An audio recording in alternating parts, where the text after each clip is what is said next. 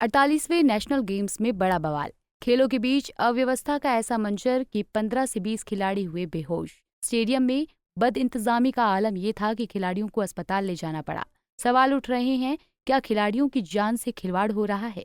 वहीं जब इस बारे में उत्तराखंड की खेल मंत्री रेखा आर्य से पूछा गया तो उन्होंने सारे आरोपों को झूठा करार दिया। उनका कहना है कि खिलाड़ी पहले से ही बीमार थे, यह अव्यवस्थाओं की वजह से नहीं हुआ। लेकिन सवाल ये उठता है कि अगर सब कुछ ठीक था तो फिर 15 से ज्यादा खिलाड़ी अचानक बेहोश कैसे हो गए? मंत्री ने ये भी कहा कि कुछ लोग नहीं चाहते हैं कि नेशनल योगांस गेम्स अल्मोड़ा में हो, इसलिए वो अनाप शनाप बातें कर रहे हैं और अल्मोड़ा छोड़कर चले गए हैं। लेकिन क्या ये वाकई सच है या फिर वास्तव में व्यवस्थाओं में बड़ी लापरवाही हुई है?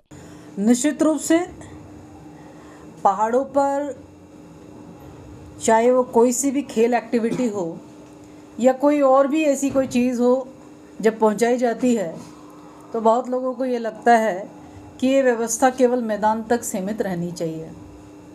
मुझे लगता है कि शायद इसके पीछे सिर्फ इतना ही वो है कि यदि यही चीज़ मैदान में हो जाती तो सब चीज़ ठीक थी, यही चीज़ यदि पहाड़ पे हो रही है तो कई प्रकार की दिक्कतें हैं। तो कई लोग पहाड़ विरोधी मानसिकता के होते हैं, लेकिन जिस प्रकार से सुबह के जो समाचार मुझे प्राप्त हुए हैं, जिसमें 20 लोगों के अस्वस्थ होने की जानकारी थी, निश्चित रूप से मैं उसके बाद से बहुत चिंतित हुई।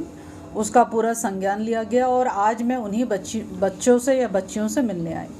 तो सबसे पहले बात तो ये बताना चाहूँगी कि 20 लोग तो बिल्कुल नहीं थे। खिलाड़ी बेहोश हो रहे हैं, खेल मंत्री सवालों से बचने की कोशिश कर रही हैं, लेकिन नेशनल गेम्स में हुई अव्यवस्था की तस्वीरें कुछ और ही कहानी बयां कर रही हैं।